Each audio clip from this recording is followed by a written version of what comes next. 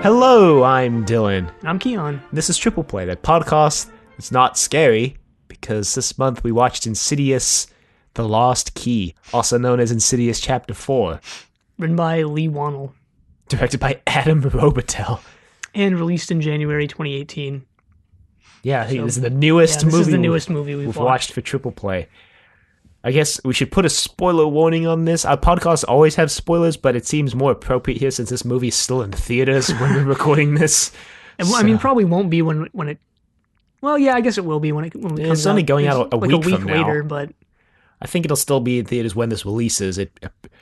Maybe by the time you're listening to this, it's not in theaters anymore. I mean, I was surprised by how many people were in the theater when I went to see it, because I went to see it yesterday, which would be the 27th of January, and there was still like a substantial amount of people in that theater, and I was like, what is going on? Basically, I mean, when I saw it, there's basically no one in the theater. Then again, I went to a less popular theater like on a weekday night, so it's probably why. That would do it. I went on a Saturday night to a pretty popular theater, so I get those really comfortable chairs. It's way more comfortable chairs. Anyway. Insidious: The Last Key. Definitely the last Insidious movie, right? Yeah, The Last Key. Right. I don't know why they didn't just call it Insidious Chapter 4. Yeah. It just ruined their naming scheme. I really hate franchises that have a really inconsistent naming scheme, so that kind of like really pisses me off. I guess, but then like when you get to like Fei Fong Wong 70, like that one movie franchise or whatever, then like, you know, maybe just have a subtitle there. But yeah, this movie. There was Well, so first off, I had like the worst audience in my showing of this movie. It was just absolutely terrible. There were for the first solid 10 minutes of the movie, I was sitting between two groups, and on the left of me, they were just constantly talking about how scared they're going to be for this movie. They're like, Jesus. The one guy's like, I'm going to pee my pants. And they're like, I told you to pee before the movie. And I'm like, oh my God. The guys on the right of me. That would piss me off like a lot. Yeah. The guys on the right of me were like, man, I haven't seen any of the Insidious movies, but really hyped. This is going to be really scary. And I'm like, Freaking casuals have no right to be watching Insidious. No, I'm just kidding. Yeah, I was like, man, are they even going to get most of the things in this movie? The answer is no. The answer is absolutely not. Because you had seen it like a week or 2 weeks before me. Yeah. So you had told me, oh yeah, this movie like leans heavily on the other three. So if you haven't seen the other three, like I don't know if you would like it. And so I was thinking of that. They were like, man, I haven't seen the other ones. I'm like, okay, oh boy. I mean, they might have liked it. Would have really crappy taste if they did like it. I like some parts of it, but we'll get to that. Yeah, and also the last thing about the really crappy audience, about an hour and 20 minutes into the movie, and I know this because I saw the time on her phone. She turned on her phone. She was sitting in front of me. She turned on her phone and started just responding to text messages. And I was like, what? That's how bad the movie was. No, I'm just kidding. No excuse for doing that, even if it's a really crappy movie. Yeah. So I didn't think this movie was as bad as like the common consensus is. I think there were parts of it that were absolute garbage, but I thought it had its few redeeming qualities as well. But yeah, like you mentioned, and this is something I noticed like right as I watched it. Something we brought up for Insidious 3 was how it was sort of a new story. So, maybe caters to people who hadn't really watched the first two, because the second one was sort of Back to the Future 2-like and relied a lot on the first one. Mm-hmm. The third one sort of went its own direction, and for better or worse, it wasn't really that great of a movie, but at least it's something enjoyable that you could just watch as a standalone thing. But this went completely the other direction. This if you haven't watched Insidious 1 through 3, you're probably not going to know exactly what's going on here. Whether that's conducive to your enjoyment of the movie is, I guess, just how much you care about the overarching plot. You really need at least Insidious 3 because... And one to an extent, one kind of, but only because the end, for some weird, bizarre reason, like sequel baits the first movie. So I go buy this way better movie. But like at least makes a lot of references to the events of the third movie that you just wouldn't get if you haven't seen the third movie. Yeah, and I was thinking about this.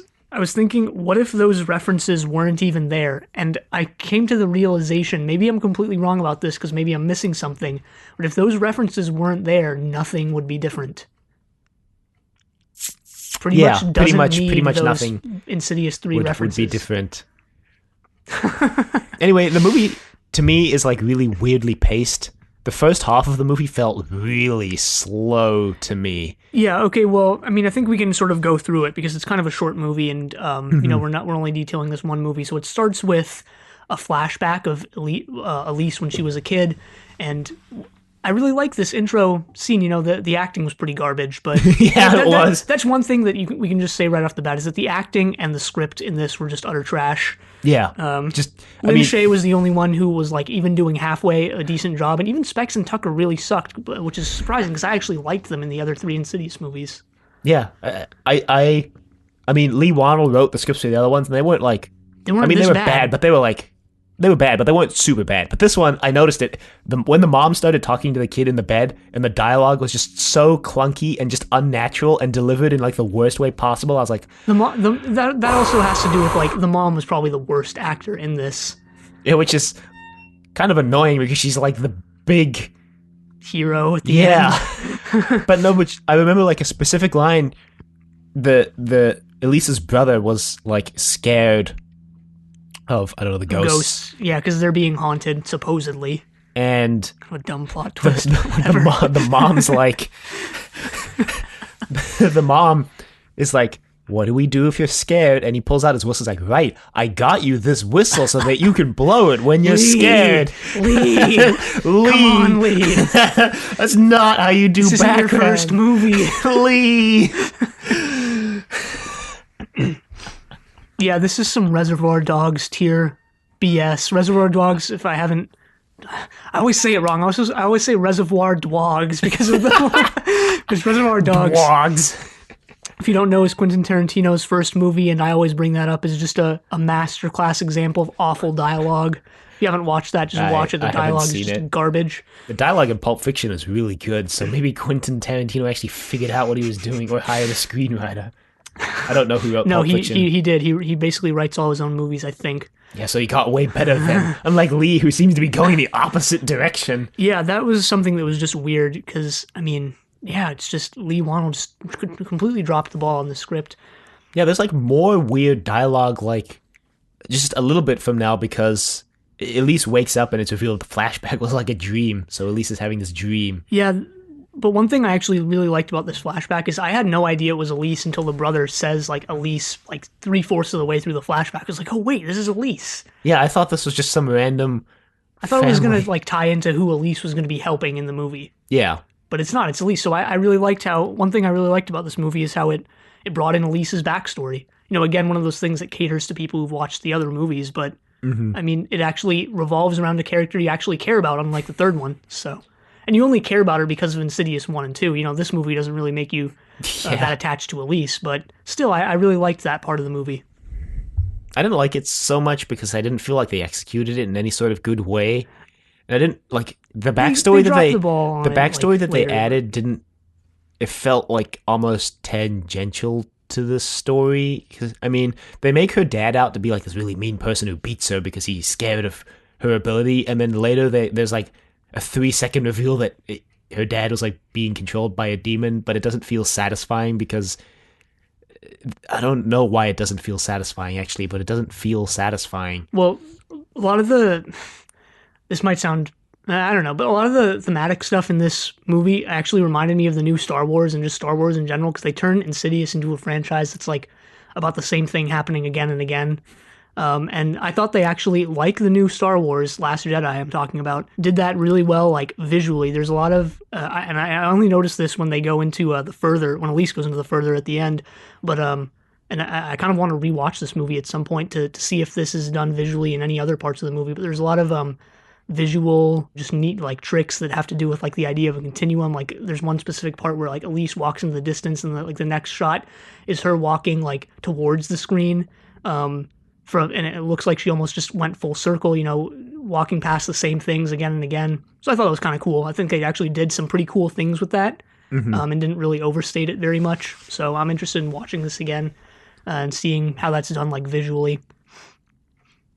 I don't know. I, to an extent, actually kind of disagree that they did it well. I feel like the directing really ruined any sense of space in the house that was being haunted. I mean, the scene where Specs is being chased by what's-his-name to the house really sucked, but... I just feel like the way that it Adam Robitel, I guess, shot the house, made it really difficult to like piece together where things were happening in the house. Like, and I feel like that's, Yeah, I mean, compared to the first one where like you know the layout of the house. You do. Based on, because of the way it's shot and you know how the house is laid out. But in this one, I was just really confused about the layout of the house because, they'll run up a stairway and I'll be like, I honestly don't know where the stairway goes or why they're going up the stairway. I mean, in the flashback at the beginning, it seemed pretty simple. You have your front entrance, and there's sort of a living room off to the right, and the kitchen and bedrooms are behind that. But then they like shoot in weird other confusing ways that make that not to be the case later on, or like it's just weird. So yeah, like I said, I really liked that establishing little intro flashback thing. Anyway, there's some real clunky dialogue when Elise gets a call from a guy who lives in her old house. And then she like wakes up. First, there's a really clunky dialogue where she's like, I'm really happy you guys are living in my house, but don't try to fix things that aren't broken. Like, and then in like the very next scene, she wakes him up from sleeping. She's like, I'm sorry for waking up for sleeping, but that guy who called, and he lives in my old house. The house where I grew up in. And I don't New have Mexico memories. I have scars. Arizona. I have scars. Yeah, they were haunted. And I'm like, Lin Shaye, I love you. You're trying so hard, but you can't save this dialogue. You're trying so hard. So I think we can just sort of gloss over the things that happen next. They go back to Elise's hometown, which she hasn't been back to since she was... Which is called Five Keys, New Mexico. Subtlety. Right. They also establish the demon that needs Elise to open all the doors at the beginning, which is left open at the end of the movie. We don't know why the demon needed Elise to open all the doors, so hopefully they bring that concept back with Insidious 5, but I'm not getting my hopes up. Yeah, you really shouldn't, because this movie actually kind of pseudo-retcons some things about Elise, because in the third movie, Elise has stopped going into the further because there's the old lady demon who's chasing her, right? But in this movie, she basically explicitly says, part of the reason why I didn't want to help Quentin or whatever the girl's name in the last movie was because there's this other demon also chasing me all the time, who's chased me since I was a kid. It's not a retcon, it's just a dumb reveal that, like, was obviously just made up for this movie, so it doesn't feel feels natural. like a retcon. Yeah, it feels like a retcon because it was just created for this movie. That part I'm not too concerned about. I don't think that really detracts too much from the movie. There are other more egregious bad things about this movie that you can focus on more easily. So they get to Elise's hometown, and the guy who asks for help is pretty weird, and they start helping him. But Elise also wants to meet up with her brother, who she hasn't seen since she was kicked out of her house. Yeah, Christian. Also, there was no Carl in this movie, which immediately just makes it bad, honestly. Should have called Carl. So yeah, Christian, Elise's brother, the guy who plays him, is just a terrible actor as well. We're introduced also to Elise's nieces. Oh, God. Imogen and someone else. And, okay, so... This was bugging me. Kid Imogen. Yeah, that's what I was wondering. Like, what kind of name is Imogen? Is that like is that something they made up for the movie? Is it a... No, Imogen is an actual name. What? Never heard of that. I never heard that name before. You've never heard of, like, Imogen Poots? What? No. She's an actress. What? Yeah. All right. Just never heard that name before. And the other daughter was named Melissa, a completely regular and normal name. Oh, God, yeah. Okay, so Imogen has, she's written in as like the next Elise, right? Maybe would carry the torch for Elise. And, so this is just another tangent about Elise, but Lin Shaye is 74. Looks really good for 74. Yeah, she looks fantastic for 74, actually. I was thinking she was in her late 50s, maybe early 60s, but... Yeah. Anyway, that's not related to the movie very much. No. Imogen is just... Imogen is like, it's really obvious that she's set up to be quote-unquote the next Elise if they want to make another movie, but they don't want to use Lin Shaye. But she's just not as interesting as Elise, probably because she's not in as good of a movie as like Elise was introduced in. Like, she has like no discernible actual character traits about her. Kind of also seemed like Leigh Whannell just wrote her in to have a crappy romantic subplot with Specs. Yeah, that's another weird thing. It's like when you're acting in a movie you wrote, you can... Like, I guess I want my character to kiss a hot girl. I guess I'll just write one in. It's like how Adam Sandler always gets these hot girls in all of his own movies, and you're like, wait a minute. He sets all of his own movies at a resort. Yeah. You start to wonder if Adam Sandler's just making movies so he can kiss hot girls. And stay at resorts. That's the other big thing about Adam Sandler movies. They're always set in resorts. Anyway. Well, except Pixels. Pixels, where he made his buddy Kevin James the president, because Kevin James has the knowledge to become president. Even in this fictional universe, it was implausible. Anyway, one good thing about the dialogue, they gave Tucker, or I guess Leigh Whannell gave Tucker, the single best line in any Insidious movie. She's psychic, we're sidekicks. Which he never uses after this movie. He says it twice in the movie, so that's how you know it's just a golden line. They bring it back twice. Once just wasn't enough. At least I makes them really dress do like up in that suits. line. I'm not kidding. I'm like, yeah, that's bad. That line's not that great. It's almost as bad as we call it the Winnebagos line. Yeah, at least also makes them dress up in suits, which explains where that comes from. That didn't really need to be explained, but they explained it anyway. If the theory about Leigh Whannell making Specs' character like more cool than, or just trying to make him like, or basically just letting me kiss a hot girl because he's writing the movie is true, then you also wonder why he seems sort of like babied by Elise or whatever, if that makes sense. But whatever. I mean, yeah, I guess. I don't know. I guess maybe what Leigh Whannell was going for actually was this kind of weird mirroring between Christian and Elise. Like, Christian's got two girls and Elise has got two guys. Yeah, it's interesting. And maybe that's what he was actually going for. That actually, based on the final line of the movie, well, one of the final lines where Elise is like, I have a family now, kind of seems maybe to be what he was going for. Yeah, that's, I mean, I really like the relationship between Elise, Specs, and Tucker, more so in Insidious 1 and 2. But this movie, it kind of does it justice, I guess, just seeing them bond and stuff. I mean, they do go into really dangerous situations to save each other in this movie, which was kind of cool. Yeah, but they also I made Tucker a wimp, kind of. They always were. Specs and Tucker were always wimps. That's why I like them so much.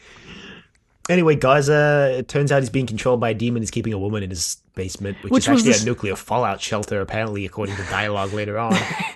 Yeah, they're investigating this ghost, and it turns out that, surprise, it's not actually a ghost.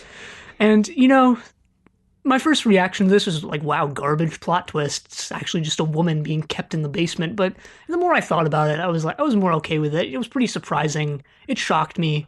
Mm-hmm. I was all right with it. And they bring it back later as history repeating itself. That's something that's brought up in the documentary that Elise's father is watching as well. So and it's not that subtle, but it's repeated often enough throughout the movie. It's like history repeats itself. Mm-hmm. Because Elise's father was also being controlled by the key demon and was abusing women. Elise finds all the skulls that he's kept just in a pipe. Yeah, that scene actually really pissed me off because they kept doing these fake out scares. Okay, this movie wasn't scary at all, but I was just really annoyed because they kept doing these fake out scares oh. And maybe I was annoyed because everyone in my theater, every time there was a scare, they would all scream or they would laugh. Or there was a couple times when... There were times when I was I didn't even watch this with that many people, so I'm sure if I laughed, it wouldn't have been that big of a deal. But there were times where I was struggling not to laugh in this movie. But there was a moment where the first time Elise stays in the house, they hook her up to a GoPro or whatever, which is really obviously just an excuse to get some paranormal activity, found footage style footage in this movie. But that camera pans over something. There's a foot. The group to the left of me, the one that talked about peeing their pants, the girl was like, "Oh hell no!" And I was like, "Oh god." Yeah, this is throughout the movie. Every so often there'd be a scare and everyone would scream or someone would laugh. But they really overreact all the time and started to get really grady. So when these fake out scares were happening, everyone was like, huh? Huh? Every time she would shut the suitcase, and you would think there'd be something behind the suitcase because that's the way that it was shot, and it implied that she would shut the suitcase and be scared, monster would jump out at her. So everyone would be huh? Huh? Well, I mean, All right. I had a really unique experience watching this movie, clearly. A bad audience can make a bad movie even worse, I guess, is the lesson that can be learned here. Yes. It did make it funnier at some points, though, because I get to laugh at everybody's... Ah!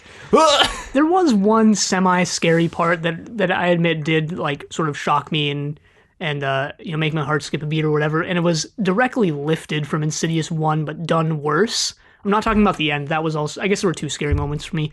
The one where Elise is being questioned by the police officer, and all of a sudden you cut back to a shot of the officer, and there's the demon behind him, similar to that same situation where what's-her-face was talking with the mother-in-law from the first one, and you see the red demon behind her. That kind of scared me. Oh, there was one that kind of got me, but it was like the first one in the movie. I think, I don't remember the exact specifics of it, but Elise is like looking for something, and then there's like a really high-pitched string tone right as someone walks by in the background. I was like, what? Yeah, that's one thing that I really noticed in this movie, because I remember reading for Insidious 1 that it was James Wan's decision not to like sting any of the scary moments, so the soundtrack was like really subdued, and there'd be someone running by in the background just like cackling, but it wouldn't be indicated like in the soundtrack or whatever. It'd be one of those things where it's like, wait, did I really just see that? This movie goes the complete opposite direction. Every little bit of movement in the background has an accompanying sound effect, which is, I think, pretty normal for horror movies. I'm not going to bash the movie for that. It's just something I noticed that is different from Insidious 1. Yeah. Which makes it feel less like, quote-unquote, an Insidious movie, I guess. Yeah, and one thing I mentioned in our previous Insidious episode was that, I didn't really know if I agreed with James Wan's decision not to sting the scary moments. I didn't know if that would have made it more scary, but, after watching this, maybe he was right. Yeah, I was thinking that too, maybe because I feel like when you sting the scary moments, the music kind of builds up to it, so you start to anticipate. Yeah, probably. You start to anticipate it. And I mean, it's I don't almost like a know. laugh track at times, and I hate laugh tracks in like sitcoms, where it's like, it's almost insulting. It's like, laugh now, you idiot. And if they sting, it's like, be scared now, dumbass, or something like that. Yeah, I don't know. Anyway, they like use this movie to explain away all the red doors in the previous three movies. Yeah, they're all being connected by the key demon. But okay, before we get to that, can we just talk about how Specs kills a man in this movie? Oh yeah. Yeah, Specs kills someone, and then they a few minutes after that transition into a scene with him flirting with Imogen. Yeah, that was Just kind of really weird. tonally just inconsistent and Just dumb. kind of tone deaf, especially since there was actually a scene in between those scenes when the cops come and Specs seems like kind of torn up about it, and Elise is like, No, but not even really. Not even. He doesn't even seem that torn up about it. yeah, because Leigh Whannell apparently really didn't act in this movie at all. But Elise is like, some demons just live in the real world, and you stopped one of them, and Specs just walks away, and then cuts to like, yeah, you know what? You're right, Elise. Don't mind the fact that I just killed an innocent person who was actually, I mean, he committed crimes, but was being controlled by a demon. Yeah, he crushes his head with a bookcase. He pushes a bookcase onto him. That actually made me jump. I wasn't scared, but I was like, what? What? That was the part where I was struggling not to laugh. I was like, really? They just made Specs kill a man? Come on. Tucker was the real hero of this movie. There were a lot of oohs from my audience when that bookcase fell. I don't know. I feel like if you watch a scary movie with a good audience, it can be a good experience. Like when they're actually like scared of things. But I just feel like the people I watched it with were like really overreacting, which kind of got really grating. Which isn't the movie's fault. That's not the movie's fault. That's obviously the people's fault. No, but I mean, it's all about the experience. So like, it relates to like how you perceive the movie as well. So.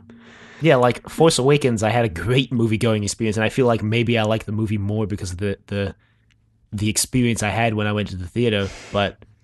I didn't like how people clapped when Han Solo came back in that movie. Why, you just don't like Han Solo? No, I don't know, whatever.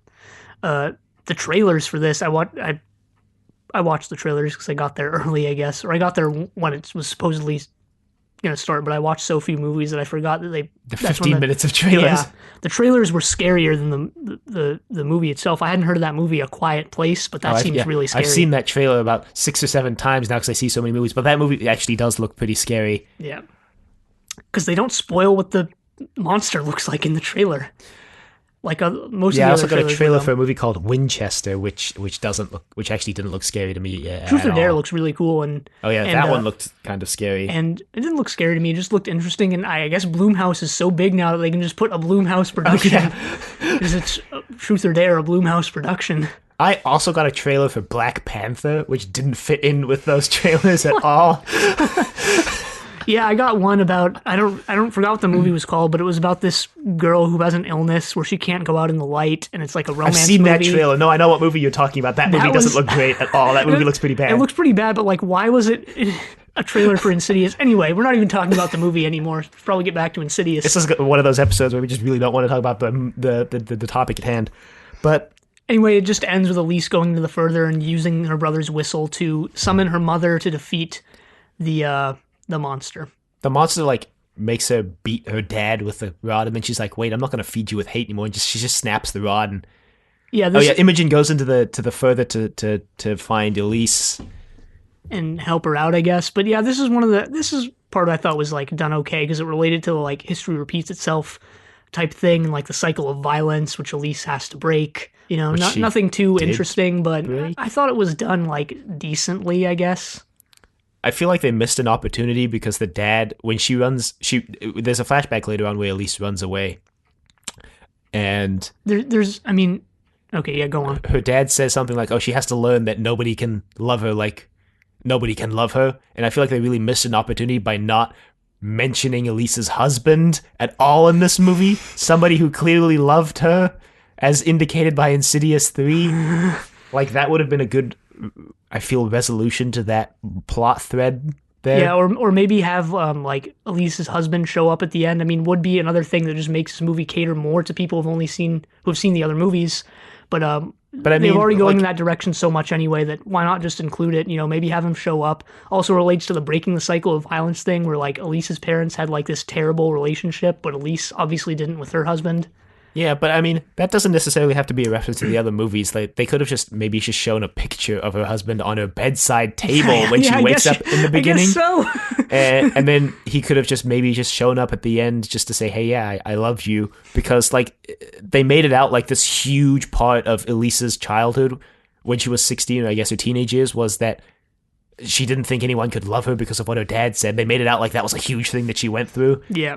and then didn't really resolve it. There's actually a lot of cool imagery I noticed when Elise goes into the further. There's that World War II documentary that's playing through the entire thing, and like they actually do make Elise's dad look like Hitler in this final scene where Elise has to like beat him. And you know, I guess this relates to like the total pacifism themes or whatever. Where like you know you don't even whip Hitler, right? Oh yeah, he and looks like Hitler in that Yeah. in that like whipping scene or whatever. He looks like Hitler. There's I forgot what I was going to say now. Oh yeah, they like retcon Elise into being even more overpowered and superpowered in this movie because in her teenage years, There's a whistle that can summon her OP no, mom. no, in her teenage years, they like she does this and they never elaborate on what she did or she never uses it again. But her dad is like gonna beat her and she like grabs his face and makes him like remember all sorts of weird, Yeah. terrifying stuff. And this like it's not really explained what she did or why or how, but they just introduce this new power that Elise has. I mean, there's a lot of stuff in this movie about, and this actually made me want to go back and watch the other Insidious movies because this like acts on the other Insidious movies too. They introduce like this concept of change, like which is related to the history repeating itself thing. Like where and when can change take place? Like what's the context? What are the circumstances of when things change? Mm-hmm. How is it affected? Who's implementing it? Kind of makes me want to go back and watch the other Insidious movies and make some tenuous theory or connection throughout all of them about how it's Just ask related. Leigh Whannell. Just call Leigh Whannell and be like, all right, explain this to me. You wrote all these things. No, I don't agree with. I don't think that the writer of a movie is the end all, the person for I don't agree with like. I mean, he doesn't have asking to be about- the end all be all, but he'll give you like a place to start, right? I don't think so because I don't think writers. First of all, I don't think the word author is. I think author is a misnomer, which I guess is just an overarching statement of how I feel about this, because I don't think authors really have authority, and that's where that word comes from. So, yeah, I don't think writers know anything more than the viewers about their movies or books or anything. Okay. If it's I not mean, in I the movie, disagree, but yeah, because you're an objectivist, as stated by you. yeah. Yeah. That I mean, I won't go into that, but that idea of like authorial intent, authority, and objectivism actually justifies slavery, in my opinion. Not even That's a kidding. pretty big leap, I feel. I mean, I'm making it a big leap here, but Yeah, you're making it a because big leap. I'm not going all in into like my thoughts about like literary theory and stuff. But yeah, that's what I think. I mean, that's what keeps this podcast interesting, I guess, is that we don't agree. This podcast would be really boring if we agreed on everything, to be honest. Anyway, I mean, I didn't really think this was a great movie. No, I didn't either. There were a few standout parts to me. I liked kind of the things it was doing thematically near the end. I thought it did them well visually, because I hate when movies just do them like through the dialogue and script and whatever, because like it's not just a book, it's a visual format, so do it visually. But overall there were just there's just a lot of garbage in this, just a lot of irredeemable things. Yeah, it ends by sequel baiting the first movie, like I said. At least she opens a red door in the further and she sees the kid from the first movie fall off the ladder. I thought that part was kind of cool. And I was like, okay, that's kind of like a neat, just kind of connection for people who've seen the first movie. Like, I'm okay with that. It's kind of like almost a cameo. But then she's dreaming. Yeah, she's dreaming again, and she sees the family in her dreams going through this possession, and then she wakes up to the phone ringing, and it's the call from Jason's mom in the first movie. So I guess technically part of this movie takes place simultaneous with the first one. Maybe, or we don't really know how much time has skipped since she's that's asleep true. in the bed at the end, which, honestly, if they make a fifth one shoved between this one and the first one, that's how they're going to explain it away. How are they possibly yeah, I guess that's how they explain it away. But yeah, the red demon shows up at the end, and yeah, this was the scariest part of the movie, which I guess just goes to show you how not scary and not effective anything in this movie really was, because the scariest part of the movie is from another movie. I wonder if they got what's his face, Bishara, to play the red demon. Well, he did the music for this movie again. Yeah, he did. So. He did the soundtrack again, and kind of dropped the ball on that too. I wonder if he played the red demon. Yeah, he did. Okay, cool. Joseph Bishara, that's his name, or Bishara. Bishara, something like that. Like I keep mentioning, there were a few parts of this movie that I did really like, and most of it was just trash. But like the parts that I did like, I really liked. So I think they somewhat redeemed the movie for me. I don't think it was as bad as Insidious 3. I think it was as bad as Insidious 3. And I'll just say that the reason that I think that is because it focuses on Elise, who's just a much more interesting character than Quinn, to me. Yeah, I mean, that's true. But I feel like this movie just failed a lot more at constructing a plot that like made me care about the plot. Yeah, no, I mean, feel like definitely, you need to care about the characters and the plot in a good movie. and you need to care about like, I mean, the reason I cared about Elise was like Insidious 1 and 2. Like this movie wasn't really doing it for me, but yeah. Shout out once again to the audience I was watching this with, to the lady on her phone when it started sequel baiting the first one. She's like, "Oh, there's gonna be another one, yes!" Oh my God. And I was like, "It's called the first one. It's called the first movie. It's called Insidious casuals. 1." Just kidding. Uninformed casuals. You're not a true Insidious fan if you haven't seen all Don't three of even them. deserve to watch Insidious: The Last Key. Oh yeah, Just kidding. I also got a trailer for the New kidding. Mutants, which still had its original release date of April, and I was like, didn't they get moved 8 months? So I went and checked, and yeah, they got moved like 8 months to next year. The trailer still said April.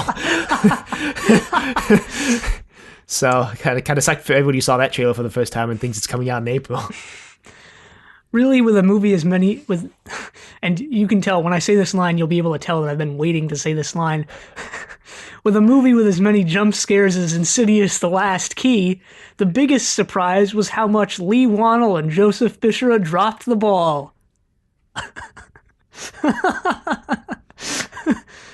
What?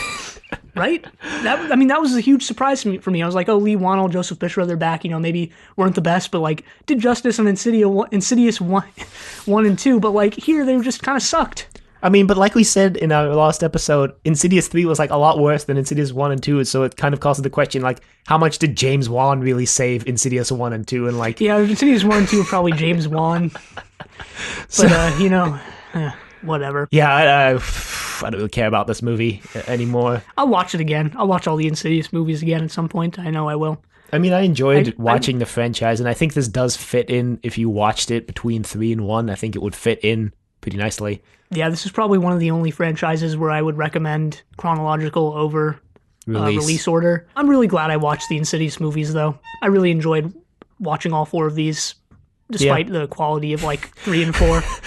And this was something we just threw in. Was like, Insidious 4 is coming out. I guess we'll just do Insidious. But I ended up really enjoying these. I think it was a good choice. I also enjoyed watching these. I don't know. Yeah, I enjoyed them. I don't regret watching them, I guess. Yeah, maybe I didn't enjoy the 3rd and 4th ones, but I don't regret watching them. Anyway, I guess that wraps that up. We've experienced all of the Insidious franchise now. Pat ourselves on the back. You can email us at thedoctor@decorativevegetable.com. Questions, comments, concerns, angry rants, love letters, your thoughts on Insidious The Lost Key if you've seen it. Would like to hear from you, I guess. You can find us on YouTube at Decorative Vegetable. You can find us on Apple Podcasts and Google Play at Triple Play. Be sure to leave a rating if you like the show. Check us on Facebook, Trust Your Doctor. Like us on Facebook. Also check us on Twitter at TYD Podcast and follow us on Twitter. And like we mentioned before, next month we're watching Indiana Jones. But until then, the end.